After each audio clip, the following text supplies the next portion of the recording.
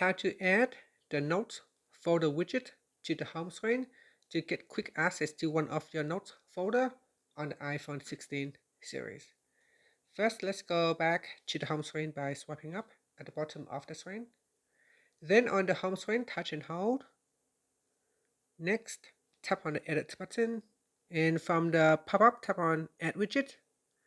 In here, we scroll down and then tap on Notes. Next, select a widget size. So here we got a small size, medium size, and a larger size. So select a widget size, then tap on Add Widget, and that's it. So that will add it to your home screen. Now I will tap on the widget, and from here, tap on Folders will allow you to choose a preferred folder.